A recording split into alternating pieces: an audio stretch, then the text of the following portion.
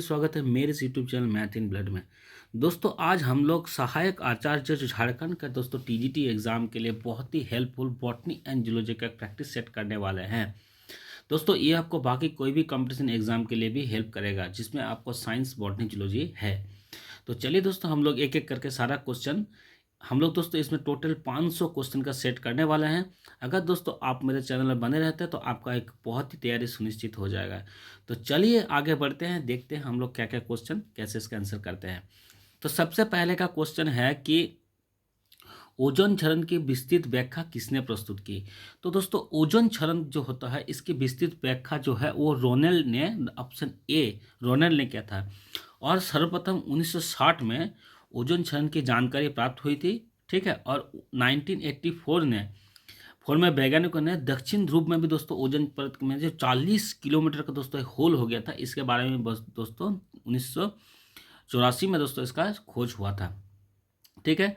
Option number 2, ठीक है। प्रकाश संश्लेषण में सूर्य के प्रकाश में कौन सी रोशनियों का पर्णहरित द्वारा सर्व उपयोग होता है। दोस्तों प्रकाश संश्लेषण में सबसे ज़्यादा लाल कलर का उपयोग होता है और सबसे कम दोस्तों बैगनी मतलब वायलेट कलर का दोस्तों यूज़ होता है। तो प्रकाश संश्लेषण सबसे पहले लाल होगा। ब्रह्मांडीय किरणों कॉस्मिक रे किस मंडल में परिलक्षित होती है, ठीक है। तो ब्रह्मांड में जो दोस्तों होता है आयन मंडल में क्या होता है परिलक्षित होता है। उसके बाद 4 नंबर क्वेश्चन है कि निम्नलिखित में से कौन से वायुमंडल के ओजोन परत की मोटाई नापता है। तो दोस्तों ओजोन परत की जो मोटाई मापने के लिए यूज होता है वो होता है डॉब्सन। नॉट होता है समुद्री मील की इकाई को मापने के लिए दोस्तों नॉट होता है, और ओजोन परत को मापने के लिए क्या होता है डॉब्सन। ऑप्शन बी इसका दोस्तों करेक्ट आंसर है। वनस्पति तेल में वनस्पति घी को प्रयुक्त करने वाले क्या होता है। दोस्तों वनस्पति घी को दोस्तों ये क्या होता है सेचुरेटेड अनसेचुरेटेड दो होता है, मतलब एक होता है संतृप्त असंतृप्त वसा होता है। तो संतृप्त वसा असंतृप्त वसा को उसमें बदलने के लिए क्या हाइड्रोजन गैस का उपयोग किया जाता है। इसमें क्या होता है हाइड्रोजन गैस का उपयोग किया जाता है, मतलब वो जो वसा से क्या होता है हाइड्रोजन गैस को पास किया जाता है जिससे वो क्या होता है वनस्पति घी बन जाता है, ठीक है। तीसरा क्वेश्चन दोस्तों इसमें है कि अम्लीय वर्षा के संदर्भ में कौन सा कथन असत्य है। अम्लीय वर्षा क्या होता है। अम्लीय वर्षा होता है दोस्तों वातावरण में क्या होता है कि SO2 NO2 की वजह से अम्लीय वर्षा होने लग जाता है। SO2 NO2 नाइट्रस ऑक्साइड और सल्फ्यूरिक अम्ल में बदल जाता है, ठीक है। NO2 ये जो होता है ये क्या होता है NO2 क्या होता है HNO3 में बदल जाता है, HNO3 में बदल जाता है, ठीक है। और SO2 जो होता है ये SO2 जो होता है ये H2SO4 में बदल जाता है, सल्फ्यूरिक अम्ल में बदल जाता है। इसलिए क्या होता है इसका मुख्य कारण वाहक और धुएं से निकलने कार्बन मोनोऑक्साइड गैस तो नहीं होगा, इसमें कथन असत्य है। तो असत्य इसका क्या होता है इसका मुख्य कारण वाहनों से धुएं निकलने कार्बन मोनोऑक्साइड गैस है। ये तो एक नंबर पहले ही हो सकता है क्योंकि कार्बन मोनोऑक्साइड नहीं होता है, अम्ल वर्षा के लिए SO2 NO2 होता है। ऑप्शन ए इसका क्या हो गया मतलब गलत है, लेकिन इसमें ऐसा सत्य है। 7 नंबर क्वेश्चन है कि मुख्य रूप से खाद्य फाइबर मतलब खाने वाला जो फाइबर होता है रक्षांश जिसको बोलते हैं हम लोग को कितने श्रेणी में विभाजित है। खाने वाला दोस्तों फाइबर को हम लोग कितना श्रेणी में 2 श्रेणी में विभाजित करते हैं। ऑप्शन 20 का करेक्ट है। एक होता है जल में घुलनशील और एक जल में घुलनशील अघुलनशील, ठीक है। तो दो एक होता है जल में घुलनशील जिसको फाइबर होता है, एक जल में अघुलनशील फाइबर होता है। तो इसमें 2 कैटेगरी में हम लोग बांटते हैं मुख्य रूप से खाद्य फाइबर। अब उसके बाद ऑप्शन 8 नंबर में क्वेश्चन देखते हैं क्या है। 8 नंबर राष्ट्रीय पर्यावरण इंजीनियरिंग अनुसंधान संस्थान कहाँ पर स्थित है, ठीक है। तो राष्ट्रीय पर्यावरण इंजीनियरिंग अनुसंधान कहाँ पर है नागपुर में इसका अनुसंधान संस्थान स्थित है। प्रथम पोषक स्तर के अंतर्गत आते हैं। तो हम लोग पोषक स्तर को जानते हैं कि पोषक स्तर में क्या होता है 3 होता है प्राथमिक द्वितीयक और तृतीयक स्तर होता है, ठीक है। तो इस हिसाब से हम लोग पोषक स्तर को देखते हैं। ये प्रथम पोषक स्तर मतलब पोषक स्तर क्या होता है ऐसे एनर्जी वाला स्तर होता है। तो फर्स्ट में ये वाला क्या होता है इसमें उत्पादक होता है जो खाना बनाता है, जैसे पौधा जो हरित हरित पौधा होता है, ठीक है। कुछ कुछ बैक्टीरिया भी आता है जिसमें क्लोरोफिल आता है, ठीक है। ये होता है प्राथमिक, ठीक है। दूसरा होता है कि इसमें जो इसको खा के इसका एनर्जी यूज़ करता है, और तीसरा तृतीयक जो होता है जो तीसरा उसको खाने के बाद यूज़ करता है। तो प्रथम पोषक स्तर के अंतर्गत आते हैं। तो प्रथम पोषक स्तर में कौन होता है इसमें हरित पादप आएगा इसमें कौन आएगा आपका हरित पादप, मतलब ऑप्शन डी करेक्ट है। फूलों का अध्ययन को क्या कहते हैं? तो फूलों का अध्ययन को क्या कहते हैं आप लोग सब जानते होंगे। फूलों का अध्ययन क्या कहा जाता है? पोमोलॉजी कहा जाता है। सॉरी दोस्तों, फूलों के अध्ययन को क्या होता है? एंथोलॉजी कहा जाता है, और फलों के अध्ययन को पोमोलॉजी कहा जाता है। ठीक है, इसमें पॉलिनोलॉजी, पोलन ग्रेन का अध्ययन को कहता है पॉलिनोलॉजी। तो इसका ऑप्शन क्या है? एंथोलॉजी ऑप्शन करेक्ट है। अम्ल वर्षा घटना अम्ल वर्षा की घटना बताने का श्रेय किसे जाता है? किसने पहले अम्ल वर्षा को बताया था, खोज किया था? तो अम्ल वर्षा की खोज सर्वप्रथम किसने किया था? Option option D, Robert and Smith ने किया था। ठीक है, option D, Robert and Smith ने अम्ल वर्षा का सर्व खोज किया था। किस पादपों को शाकीय भारतीय डॉक्टर कहा जाता है? ये बहुत ही हम लोग को वैदिक किताब से भी हम लोग जानकारी मिलता है कि आंवला होता है, और होता है क्या, आंवला हरित की जो होता है वो क्या होता है हमारा, मतलब वेदों में हमारा जो आयुर्वेद में उसको डॉक्टर माना गया है। तो सबसे अच्छा क्या होता है? आंवला होता है, जिसे हम लोग शाकीय भारतीय डॉक्टर कहते हैं। मतलब हम लोग खाने में ही वही डॉक्टर है। अगर आंवला खाते हैं तो आपके लिए बहुत फायदेमंद होता है। 13 नंबर है, प्रकाश संश्लेषण होता है। प्रकाश संश्लेषण कब होता है? सबको पता है, प्रकाश संश्लेषण केवल दिन में होता है, क्योंकि प्रकाश संश्लेषण के लिए क्या होता है? सूर्य का रोशनी हम लोग को चाहिए होता है। 14 नंबर क्या होता है? प्रकाश संश्लेषण क्रिया का दर सर्वाधिक किस ताप पर होता है? तो प्रकाश प्रकाश संश्लेषण का जो क्या दर होता है सर्वाधिक, वो 70 से 100 डिग्री फ़ारेनहाइट पर सबसे अधिक प्रकाश संश्लेषण होता है। ठीक है, उसके बाद देखिए 15 नंबर यह है कि पृथ्वी की रक्षात्मक कवच, ठीक है, या पृथ्वी का जो रक्षा कवच होता है अर्थात ओजोन परत पाई जाती है। ओजोन परत कितने किलोमीटर पाया जाता है? तो ओजोन परत के बारे में आपको पता होगा कि ये लगभग धरातल में 32 से 60 किलोमीटर में पाया जाता है। ठीक है, के मध्य समताप मंडल में दोस्तों ये पाया जाता है। ओजोन परत क्या होता है? 32 से 60 किलोमीटर में समताप मंडल में दोस्तों ये पाया जाता है। तो 32 से 60 किलोमीटर इसमें कौन सा ऑप्शन में है? तो इसमें ऑप्शन में है कि 32-60, मतलब ये क्या होता है? ये आयन मंडल, ये तो नहीं होगा। ये ऑप्शन ए हमारा करेक्ट हो जाए। पृथ्वी से 35 किलोमीटर ऊंचाई पर समताप मंडल में पाया जाता है। आप लोगों को पता होगा कि हम लोग का जो क्षोभ मंडल होता है, सबसे नीचे नीचे वाला मंडल, पृथ्वी का जो सबसे नीचे वाला मंडल होता है वो क्षोभ मंडल होता है। और क्षोभ मंडल का मोटाई 11 किलोमीटर, मतलब सबसे कम क्या होता है? ध्रुवों में होता है, और 11 किलोमीटर तक होता है। मतलब 7 से 17 किलोमीटर तक इसका रेंज होता है, लेकिन एवरेज क्या होता है? 11 किलोमीटर माना जाता है। 16 नंबर होता है क्वेश्चन, क्रोमोसोम गुणसूत्र की खोज किसने की थी? तो गुणसूत्र मतलब हमारा जो सेल होता है, हमारा जो कोशिका होता है, कोशिका के अंदर क्या होता है? केंद्रक होता है, और उसी केंद्रक के अंदर क्या होता है? गुणसूत्र पाया जाता है। ठीक है, तो उस गुणसूत्र के अंदर क्या पाया जाता है? डीएनए पाया जाता है। तो इसमें क्वेश्चन है कि क्रोमोसोम गुणसूत्र की खोज किसने की थी? तो गुणसूत्र की सबसे पहले खोज किसने किया था? ऑप्शन सी, बाल्डेयर ने सबसे क्या होता है?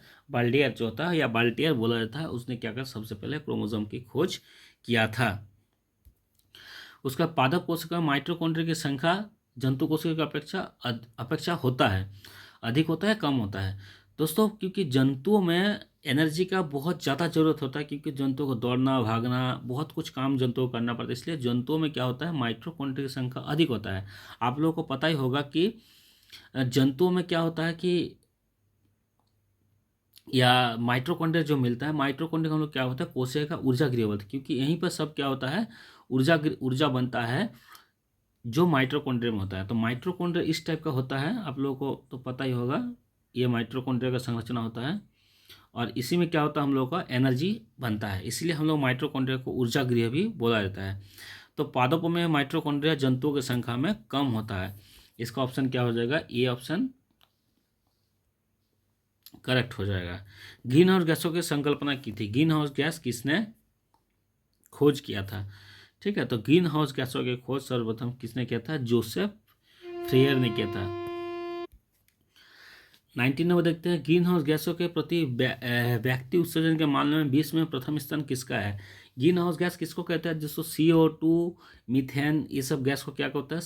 CH4, मीथेन, ये सब गैस को क्या कहते हैं? हम लोग ग्रीन हाउस गैस कहते हैं। क्यों? क्योंकि ये गैस होता है क्या, ये गैस सूर्य के प्रकाश को अपनी ओर क्या करता है?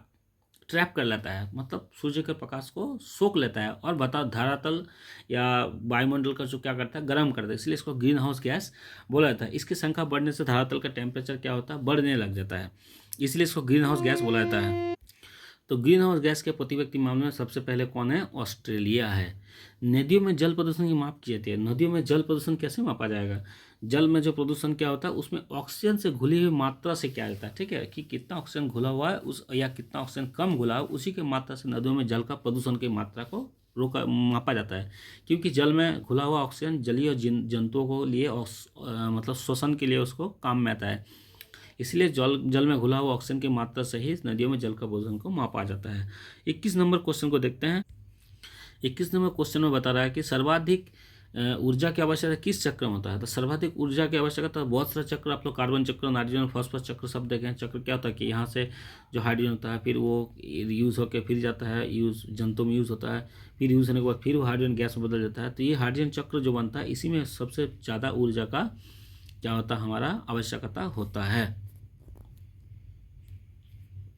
22 नंबर क्वेश्चन क्या बता रहा है? 22 नंबर बता, निम्नलिखित में से कौन सा पौधा हार्मोन नहीं है? पौधा हार्मोन साइटोकाइनिन एक पादप हार्मोन है, ऑक्सीन एक पादप हार्मोन, जिब्रेलिन भी एक पादप हार्मोन। तो कैल्शियम क्या होता है? एक हार्मोन नहीं है, ये क्या होता है? एक मिनरल्स है। ये कैल्शियम बॉडी में एक मिनरल्स का काम करता है, इसलिए कैल्शियम कोई हार्मोन नहीं है। ऑप्शन सी करेक्ट हो जाएगा इसमें, ऑप्शन सी। 23 नंबर होता है क्वेश्चन, यूरिया खाद से पौधे को निम्नलिखित में से कौन सा तत्व प्राप्त होता है? तो दोस्तों यूरिया क्या होता है? यूरिया हमारा नाइट्रोजन का कंपाउंड होता है, इसलिए यूरिया से हमारा क्या होता है? नाइट्रोजन मिलेगा पौधे को। और डीएपी जो होता है उसमें क्या होता है? फॉस्फोरस होता है। और पोटास अलग से आता है, तो इसीलिए दोस्तों हम लोग यूरिया क्या हो जाएगा? नाइट्रोजन जनित हम लोग का एक पोषक तत्व नाइट्रोजन प्रदान करती हुई पौधे को।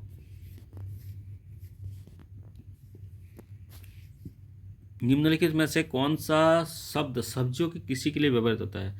तो एपीकल्चर क्या होता है? एपीकल्चर मतलब हम लोग का जो मधुमक्खी का पालन को हम लोग क्या बोलते हैं? एपीकल्चर बोलते हैं। और ऑप्शन बी जो होता है ओलरिकल्चर। ओलरिकल्चर क्या होता है? ओलरिकल्चर जमीन पर फैलने वाली सब्जी का व्यापार, मतलब जमीन पर जो फैलता है, मतलब जैसे कद्दू हो गया और भी खीरा, ये सब जमीन पर जो फैलता है, इस सब सब्जियों को हम लोग ओलरिकल्चर बोलता है।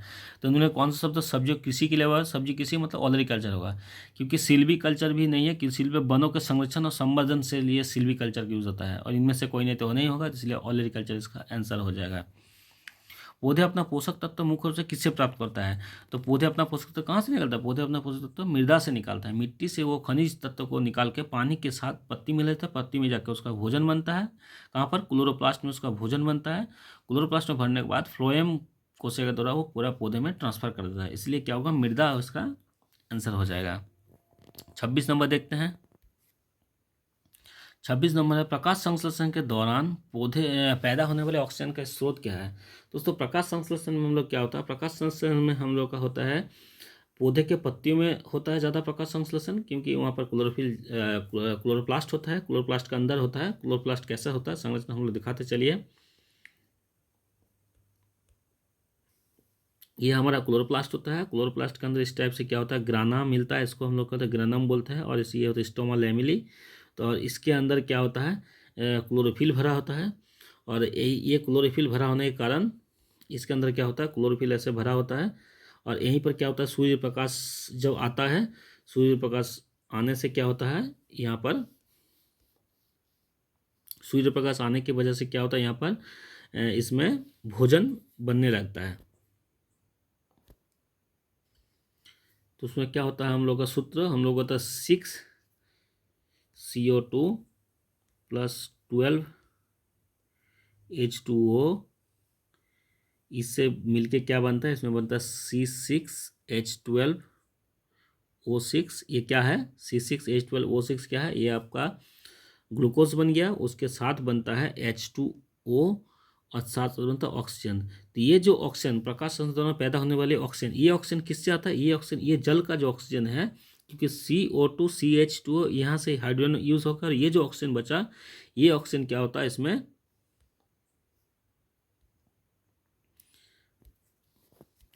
ये जो ऑक्सीजन है, यही ऑक्सीजन क्या होता है? जो जल से जल वाला ऑक्सीजन। ऑप्शन मतलब ये करेक्ट हो जाएगा। 27 यदि पृथ्वी पर पाए जाने वाले वनस्पति या पेड़ पौधे समाप्त हो जाए तो वायुमंडल में कौन सा। दोस्तों हम लोग सबको पता है कि पेड़ हम लोग कौन सा ऑक्सीजन गैस देता है। अगर पेड़ पौधे खत्म हो जाएगा तो हम लोग का ऑक्सीजन गैस मिलना भी खत्म हो जाएगा, इसलिए इसका ऑप्शन क्या हो जाएगा, ऑप्शन बी करेक्ट हो जाएगा। क्योटो सम्मेलन, तो क्योटो किससे संबंधित है, तो क्योटो किससे संबंधित है, क्योटो हो गया आपका ग्रीन हाउस गैसों का उत्सर्जन, मतलब ऑप्शन बी करेक्ट हो जाएगा। और ओजोन परत के जो होता है उसमें मॉन्ट्रियल प्रोटोकॉल होता है, तो क्योटो प्रोटोकॉल किसमें होता है, ग्रीन हाउस गैसों के उत्सर्जन की सीमा को रोकने के लिए क्योटो प्रोटोकॉल का।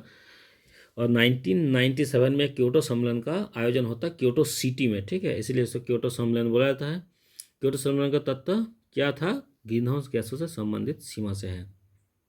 और 29 देखते हैं, निम्न में से कौन सा किसी पारिस्थितिक तंत्र में एक दिशीय प्रवाह है। तो दोस्तों पारिस्थितिक तंत्र में ऊर्जा का जो प्रवाह होता है वो एक दिशीय होता है।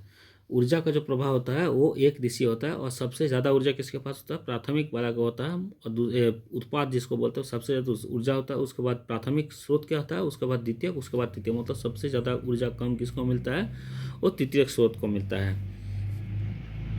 उसके बाद 30 नंबर क्वेश्चन क्या है, 30 नंबर क्वेश्चन, क्लोरोफिल हरित लवक में कौन सा धातु पाया जाता है। तो क्लोरोफिल हरित लवक में कौन सा धातु पाया जाता है, इसमें क्या होता है, क्लोरोफिल हरित लवक में हम लोग का मैग्नीशियम पाया जाता है। हम लोग जाता है क्लोरोफिल हरित लवक मतलब क्लोरोफिल जो होता है वो मैग्नीशियम का कंपाउंड होता है। और हम लोग का लोहा किसका, हम लोग को ब्लड में जो हीमोग्लोबिन मिलता है वो लोहा का कंपाउंड होता है, लेकिन इसमें हरित लवक बोला है क्लोरोप्लस। क्लोरोप्लस किसका कंपाउंड होता है, क्लोरोफिल का मैग्नीशियम का कंपाउंड होता है। तो दोस्तों आज 30 क्वेश्चन रखते हैं, अगले दिन दोस्तों बाकी का दोस्तों आधा आज हो गया, बाकी का आधा दोस्तों कल कर लेंगे। दोस्तों अगर चैनल को आपको अच्छा लग रहा है, अगर आपको इसी तरह से प्रैक्टिस करना है तो चैनल को सब्सक्राइब जरूर कर लीजिएगा, वीडियो को लाइक कीजिए, आपका एक लाइक हमको बहुत मोटिवेट करता है। तो बहुत धन्यवाद दोस्तों।